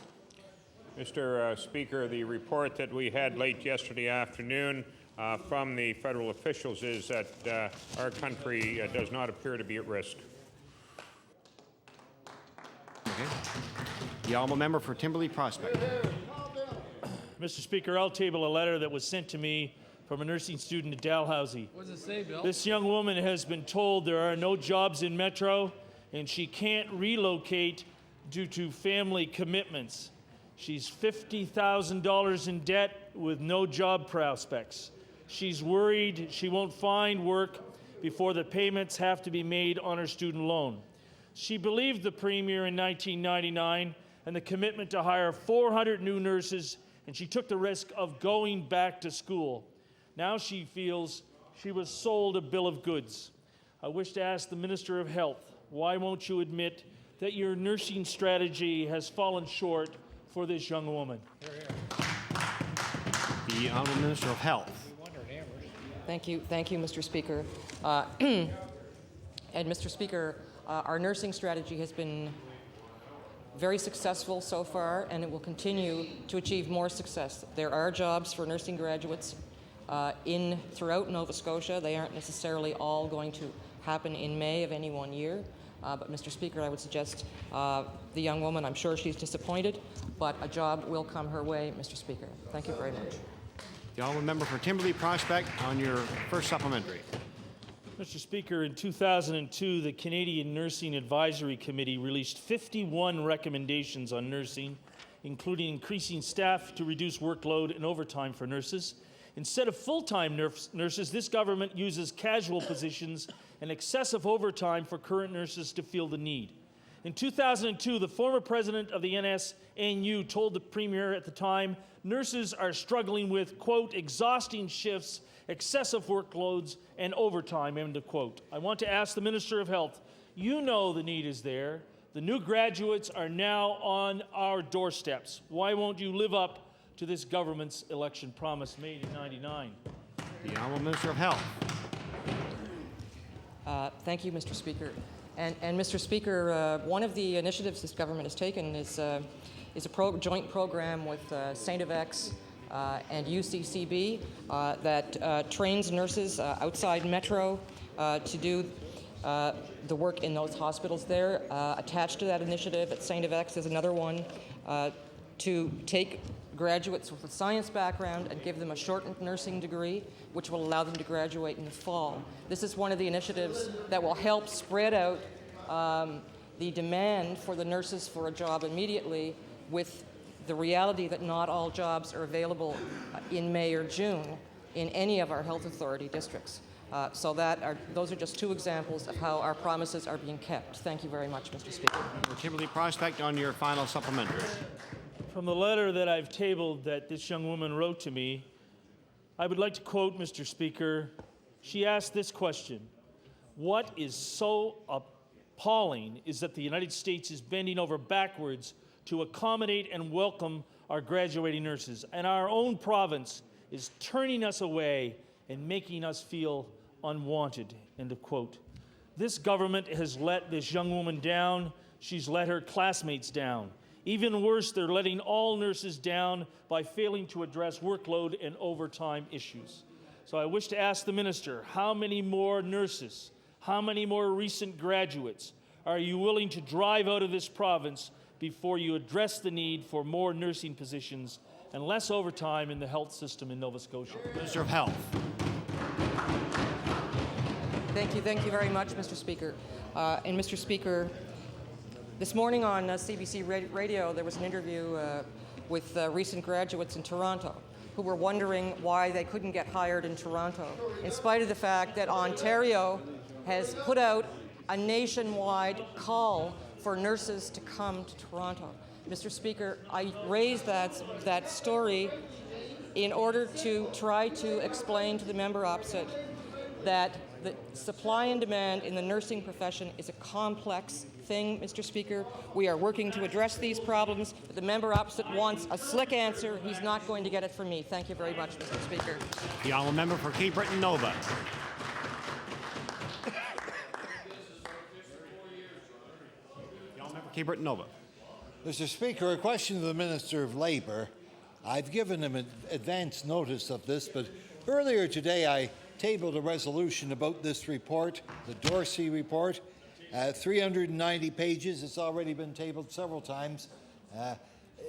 390 pages containing 54 recommendations for action to the government, of which one has been acted on so far in 13 months, giving us a time ratio that would take 54 years, therefore, to deal with 54 recommendations. I'd like to ask the Minister, why at that rate of progress should he be supported in this ongoing saga? The Honourable Minister of Environment and Labour. Mr. Speaker, I heard a voice from across the way say, do I still expect to be here 54 years from now? The answer is no. 24 more years is enough. Mr. Speaker, it's a legitimate question, and the Dorsey report is under study, and the report will be acted upon, and we're doing that. Admittedly, it's very, very slow at the present time. However, there will be a requirement for amendments to the Act, and they will be proceeded within the fall. The honourable member for Cape Breton Nova on your first supplementary. Mr. Speaker, through you to the Minister, is there any connection between this lack of progress on dealing with the Dorsey report and the upcoming resignation or retirement or whatever it is of Mr. David Stewie scheduled for May 15th. The Honourable Minister of Environment and Labour. Mr. Speaker, I don't know whether or not Mr. Stewie is going to resign or retire or do something else on May the 15th, but I can assure the honourable member that has nothing and no bearing whatsoever on the Dorsey report. The honourable member of Cape Breton Nova on your final supplementary. Okay. As my final supplementary, I'd like to ask the Minister through you what discussions he's had with Dr. Louis Comeau on this matter, and how does Mr. Comeau feel about the lack of progress on implementing that report? The honourable Minister of the Environment and Labour. As the honourable member is aware, the Workers' Compensation Board operates at an arm's length from the government. Periodically, I do have meetings with Mr. Comeau, the president. And, Mr. Speaker, I can assure you that Mr. Comeau has assured me that the Dorsey report will be acted on. And Mr. Speaker, I know that the honourable member thinks that we are very, very slow, but in point of fact, we're moving as rapidly as we can. The honourable member for Hants East. Thank you, Mr. Speaker. I'll direct my question to the Minister of Environment and Labour. Order, please. Order, please. The honourable member for Hants East. Thank you. Mr. Speaker, my question is for the Minister of Environment and Labour. His government announced yesterday the Voluntary Planning Board has agreed to conduct a public consultation on the use of off-road vehicles in Nova Scotia. And we welcome a thorough look into the use of off-road vehicles and if indeed we ever have such a thing. So I asked the Minister, what measures has the Minister taken to ensure that the environmental impact of off-road vehicles is being thoroughly canvassed? The honourable Minister of Environment and Labour. Mr. Speaker, I can give the honourable member the verbal assurance. However, Mr. Speaker, sometime next week I will be tabling the terms of reference that we have issued, or we will be issuing to the Volunteer Planning Authority, and that will show indeed that we are looking at all aspects of ATV operations. The honourable member for Hants East on your first supplementary. Thank you, Mr. Speaker, and I thank the Minister, and I look forward to seeing what he brings forward. Yesterday's release from the Minister indicates that voluntary planning is soliciting members of the public to become part of the task force. The only criteria for participation so far we know are knowledge, experience, and or other credentials regarding off-highway vehicles.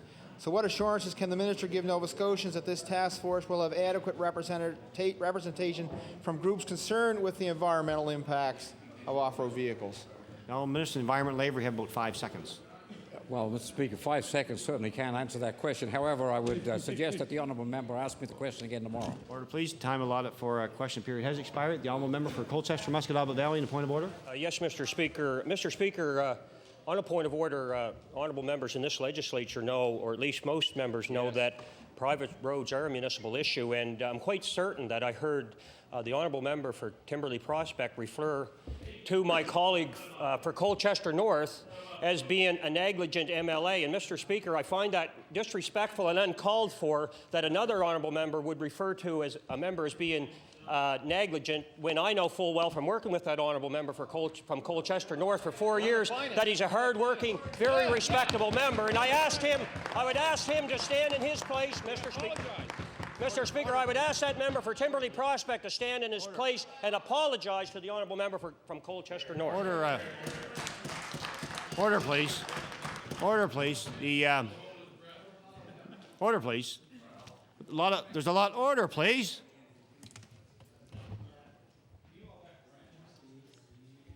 You finished?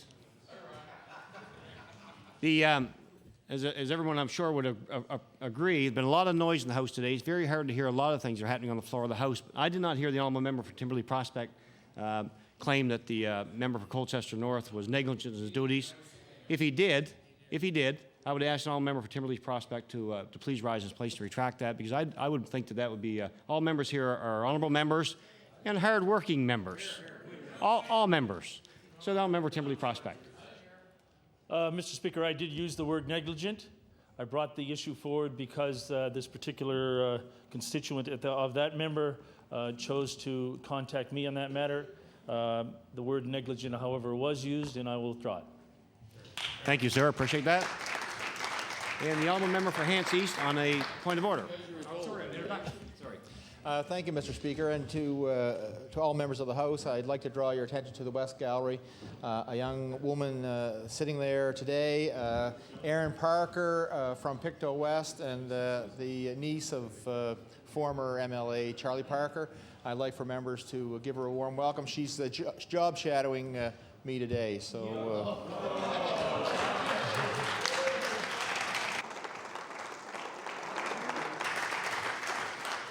Certainly welcome Aaron to the gallery today and hope you enjoy the proceedings and hope you learn lots from the honourable member for Hants East. I'm sure you will. The government business, the honourable government house leader. Mr. Speaker, would you please call the order of business public bills for second reading? Public bills for second reading. Speaker, would you please call Bill number 36, the Financial Measures Act 2003? Bill number 36, Financial Measures Act. The honourable member for Hants East. Thank you, Mr. Speaker, and I'm glad to have an opportunity to rise and actually speak to the motion put forward by the member from Cape Breton South. The Hoist Amendment, Mr. Speaker, I know that the members opposite, certainly in the almost 4 years that we've been here under this government, that certainly Hoist Amendments are not new to them. I think that they probably have had just about all of the Hoist Amendments that they would deem necessary in their careers. And actually, it's through the actions of the government that these amendments really are brought forward. And they do have an objective, and the members opposite would say that objective is just to stall the process of the House, Mr. Speaker. But Hoist Amendments actually have the benefit for members on this side of the House that we could actually get a chance to speak to the members on the government side and to try to convince them that this motion, if passed, would have a practical application that that the government may turn on its heels, do a little research, and actually come back with a piece of legislation that members on this side of the House could approve of. Mr. Speaker, my thought would be that if we were to take all of the common sense that has been generated by governments in this House and put it in a pile on the floor, that no one would really have to worry about tripping on the way out. And it seems a shame, I think, to me, that an issue that has come before this House and come before us by way of the Financial Measures Act, that members of this House don't recognize enough common sense on an issue of the health effects of secondary smoke. Now, Mr. Speaker, members on the government side, and certainly the member for Truro Bible Hill, would have indicated, I think at the time when he was Minister of Health, that he had brought in some of the most progressive legislation, anti-smoking legislation anywhere in the country. And the irony of that, Mr. Speaker, was the fact that there were municipalities in this province, and in particular in the Valley, that were already looking at bylaws, some that had been brought in, but the timeline hadn't been achieved. In other words, the effective date of those bylaws hadn't come into place by the time the government had brought in their legislation. And as much as those advocates for a smoke-free Nova Scotia had pursued this government and actually had, I assume, pursued the members of the Liberal caucus, they certainly pursued the members of the New Democratic Party caucus, and they wanted to make their case that a complete and total ban of smoking in public places was the only way to go. Well, Mr. Speaker, I don't know how much more time the government would need to think about this issue. It's obvious the time they've had to the point of introducing their own legislation wasn't enough for them to adopt a complete ban on smoking in public places. And 6 months would certainly allow them an opportunity. Matter of fact, Mr. Speaker, I would be willing to bet that within 6 months we'll be into an election and the government would have a chance to be on the doorstep to answer the cries of the public and actually get a much better read on what the public wants in terms of a complete ban on smoking. Now, I have to say, Mr. Speaker, that I would hold out very little hope that the members on the opposite side of the House are going to listen to the public any more than they've listened to the public to this point, but they would have an opportunity to do that. Now, members will remember Ms. Heather Crow, who came before this House and actually, I think, had met with all caucuses around the issue of smoking or the damage of secondhand smoke. As my colleague from Halifax Needham had indicated last evening, Heather Crow is an individual who had worked for 40 years in the restaurant business and as an employee, and has inoperable lung cancer now. And the message that she's trying to get out is that she would like to be the last person who would die from lung cancer caused by secondhand smoke, or from any disease caused by secondhand smoke. Now, Mr. Speaker, this situation is not unique among Canadians, but it's certainly unique in the attention that it's drawn because Heather has been awarded compensation by a Workers' Compensation Board in Ontario, and this would be a landmark decision in this country that the Workers' Compensation Boards across this country now cannot escape from offering compensation to individuals where it can be proven that they have contracted a disease from secondhand smoke in the workplace. This is an individual whose history indicates that she had never smoked and that she contracted lung cancer from the smoke of cigarettes smoked by other people. This on its own, to discover this information, would be enough, you would think, for any logical, common sense individual to say, this is a serious problem and we have every responsibility to bring in legislation that will protect workers in any workplace that they could have their lives endangered by secondhand smoke. I think the government tried to sell their legislation based on the impacts to youth, which is admirable enough. If we want to protect people, I certainly would say protecting the youth would be step number one. And if they can come up with a mechanism to prevent youth from smoking, I would say that would be step number two. Because the tobacco industry certainly targets the youth because that's the new market for them. So, Mr. Speaker, for all of those, the Coalition for a Complete Ban, for Medical Society, for all of those who were promoting and endorsing and trying to convince governments that that they must go with a complete ban. Certainly, this amount of time indicated by the member from Cape Breton South by his Hoyce motion would offer the government 6 months at least to reevaluate the folly of their way in this regard and actually, hopefully, bring about a piece of legislation that would be somewhere in tune with the 21st century. And I want to say that for a party that I would recognize that promotes itself as pro-business, I can't understand, Mr. Speaker, why this government actually has imposed the cost on the business community that it has. I can't believe that they wouldn't have seen a complete ban as actually a much more cost-effective way to bring this in in regards to the expense to business.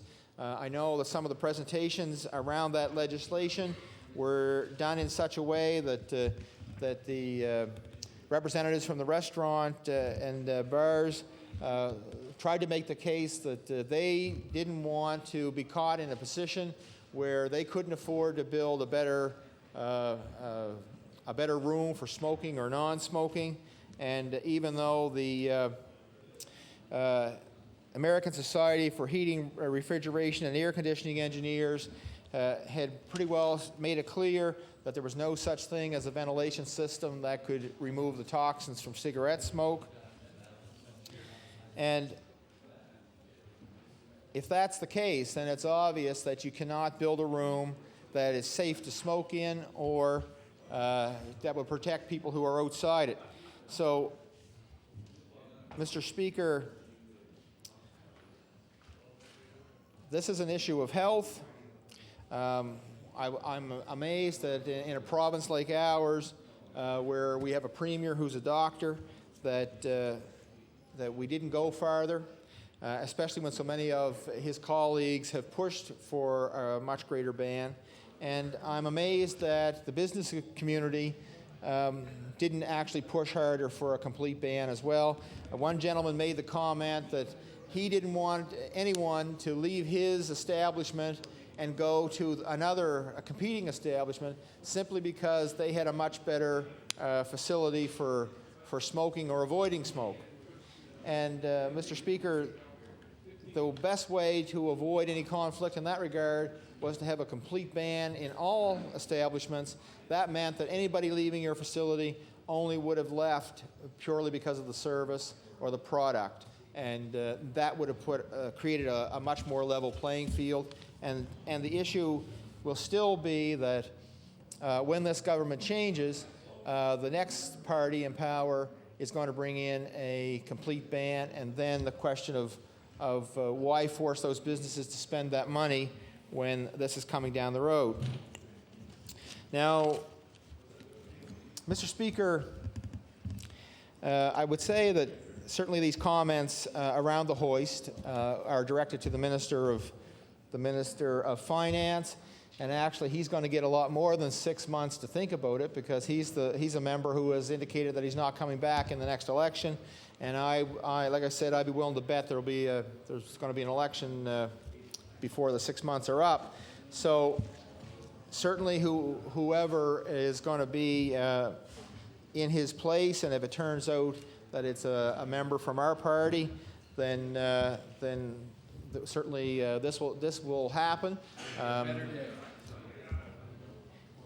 And I have to say that I'm amazed that the minister took this step, simply because of the CBRM's smoking bylaw would have had an impact on the casino in Sydney, and the people running the casino there are the same company that runs it in Halifax.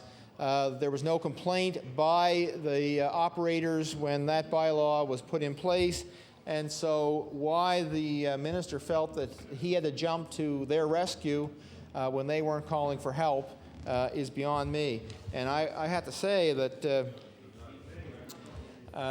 there certainly has been a lot of bowing to the casino.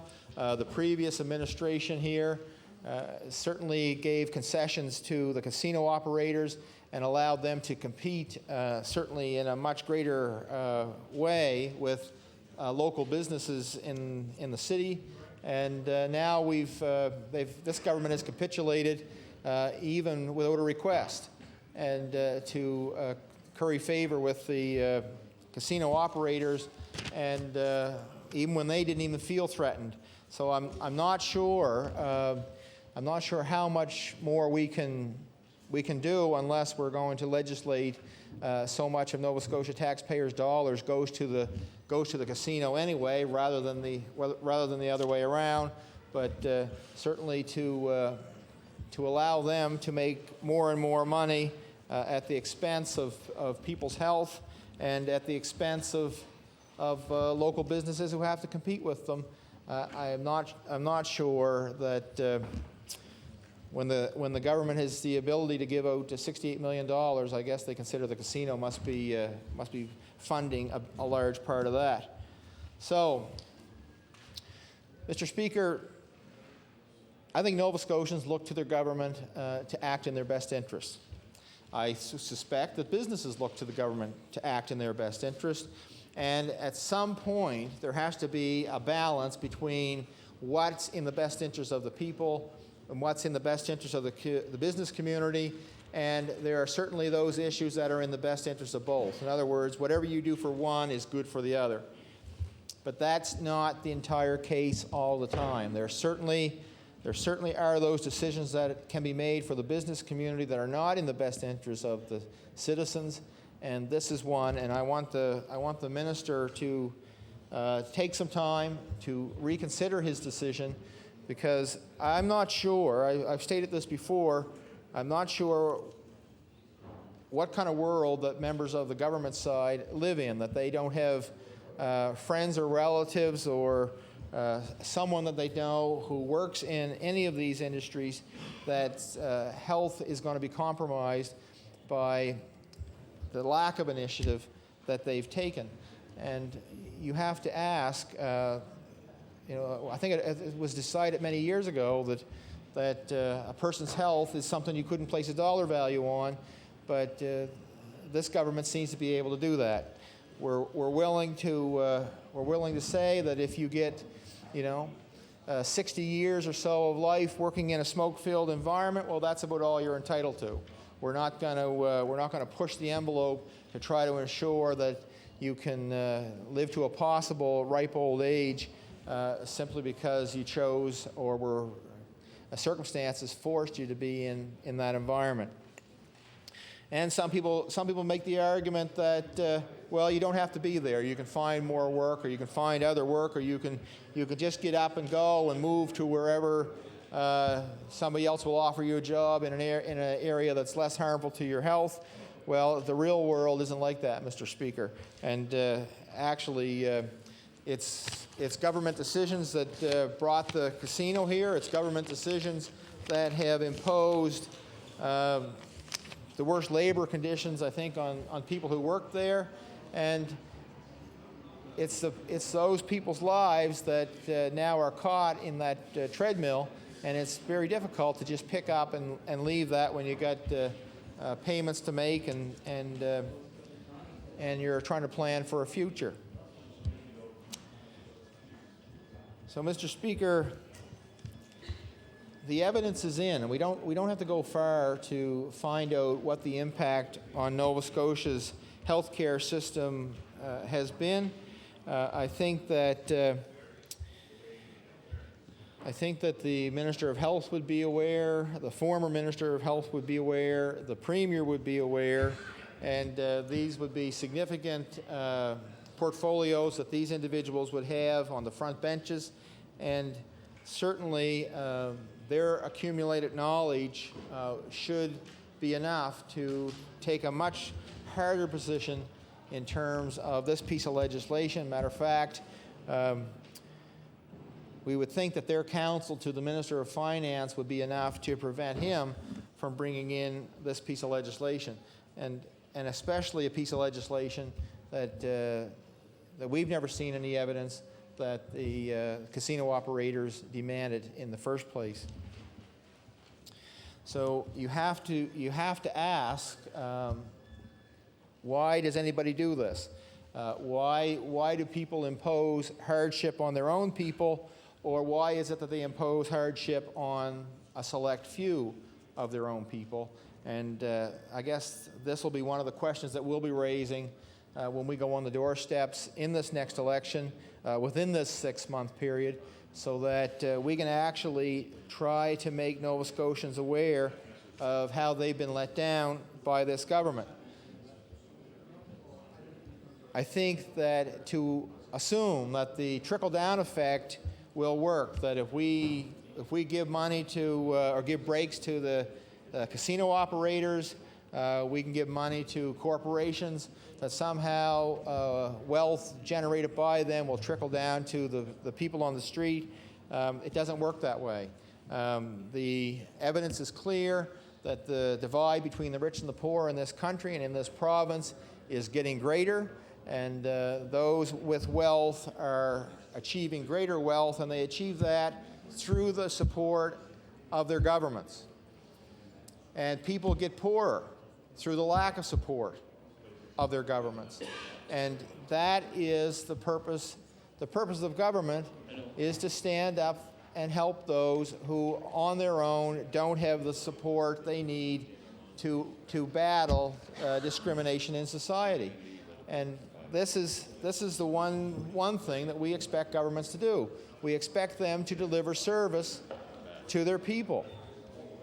And what we're finding is that people get very poor service, and they're also offered a tax break along with it. So in other words, a break that means nothing, and not big enough to actually impact people's lives.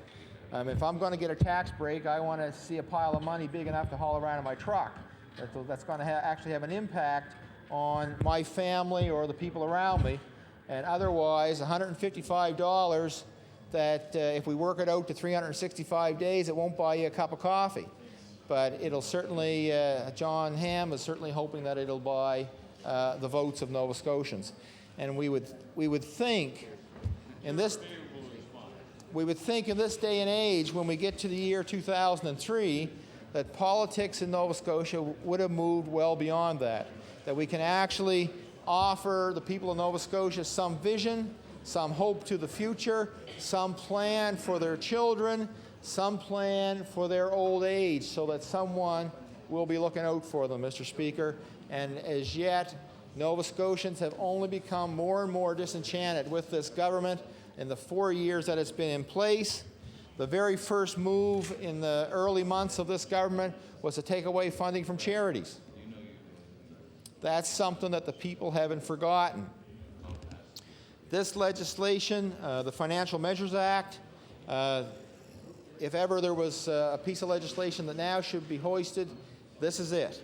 And the motion put forward by the member from Cape Breton South is one that we should pay attention to. To think that the Minister of Finance felt it appropriate to bring in protection for casino operators, especially in a time when they haven't asked for it, especially at a time when the CBRM has brought in a bylaw against smoking that would affect the Sydney casino, and that's been in place for some time now, and there was no cry for help from the casino. Then you only have to ask, is this a well-thought-out plan by the Minister of Finance and by this government? And it certainly is not.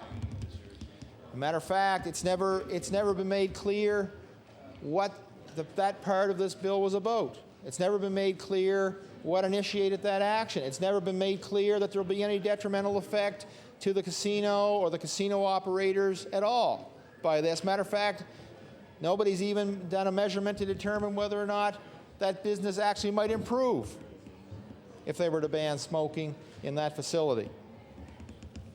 So, Mr. Speaker, as much as we've seen other decisions by the government in terms of its treatment of RRSS, then as well as workers in Nova Scotia, we are less than 2 weeks away from the 11th anniversary of the Westray disaster. A disaster that occurred because of a flagrant disregard for workers' rights in this province and under a previous Tory government. So if ever there was a party that should rethink any policy that could inflict harm on working people, this is a party that should be doing that. If we've ever learned anything from Westray, it should be that we put labor laws in place that protect the worker, and certainly because we are so much more aware, because we have the information to tell us that secondhand smoke can kill people, then all the more reason for this government to act to protect those people in those service industries where they have to work in the presence of secondhand smoke. So, with those comments, Mr. Speaker, I'll take my place, and I look forward to hear the remarks of other members in the House, and hopefully they'll have some impact on the members of the government side, and they'll look forward to supporting this hoist motion, which would set this bill aside for 6 months and allow us to have a much greater debate on the Act generally, but specifically the issue of secondhand smoke in the workplace. Thank you, Mr. Speaker. The honourable member for Dartmouth East. Thank you, Mr. Speaker, and thank you for the opportunity to speak on Bill number 36. On the hoist motion, actually, that this Act be now read a second time, be not read a second time, but that it be read a second time this day, 6 months, to give the government more time to consult. We heard another reason today, fresh from the medical staff at the Cape Breton District Health Authority area, that wanted to consult with this government relative to the overriding of the Municipal Act relative to smoking in the casino in Sydney. So again, we hear of the need of more consultation, and the reason that this hoist motion, as it's referred to, is quite legitimate and valid. So in debating Bill 36, Mr. Speaker, that is enabling legislation of this government that accompanies the budget that was passed in this legislature last evening. We are now in a different mode relative to the session of the House of this legislature, and also leading up to the next election. This bill can be passed, or it doesn't necessarily have to be passed. So the options to the government to drop the writ and to call on the Lieutenant Governor is, and drop the writ is, gives it another option. So we have to look at what is in this bill that enables the government to do some matters which are relative to policy, matters which are relevant to income tax and matters, and others that are really parts of this enabling legislation that's really politics of the highest order. The $155 check that would be allowed under the part of the Act that is part number 4, under the Income Tax Act, the enabling legislation that would allow this government to mail out within the next while, short period, probably already printed, the $155 check that many members of this House have commented on, and most of us are pretty amazed that the government would go that route. The route of other governments, but very few probably across this country would have the nerve to do that. And personally, I was quite surprised that the government had the nerve to do that in the face of an oncoming election and leave itself so vulnerable and so open to criticism by those of us not only in the legislature, but certainly the people that we meet in our constituencies. Mr. Speaker, you want to make... Yes. Thank you. On an introduction, the Honourable the Member for Guysborough, Port Hawkesbury. Thank you very much, Mr. Speaker, and I thank the honourable member for allowing me to do this introduction. Mr. Speaker, in the East Gallery, we have two prominent people from the town of Antigonish. We have Les McIntyre. Les is a volunteer down in that area, and last week received the Provincial Volunteer Award on behalf of the town of Antigonish. And we also have a very prominent businessman from the town, Hugh McFarland. So I would like to ask the members of the House to recognize them and give them the usual greeting.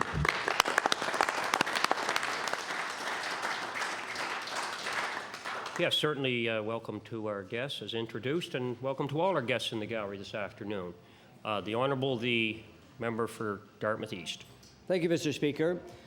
So in addressing Bill 36, and by way of that, the hoist motion to delay for 6 months the debate on this bill and the vote on this bill that addresses initially Part 1, the Apprenticeship and Trades Qualification Act. And one can elaborate on that, but it's essentially other members have spoken on that matter. It's relative to the fees increased for training, for examinations, and for certifications. The matter moves on and under the Gaming Act, Mr. Speaker, on the Gaming Control Act and Part 3. While this whole act, Mr. Speaker, this government, the Financial Measures Act, has sort of become a centerpiece following the passage of the budget, and it's their last kick at the can, essentially, to get things in order before going to the polls. And this enabling legislation does that, Mr. Speaker. But more specifically under Part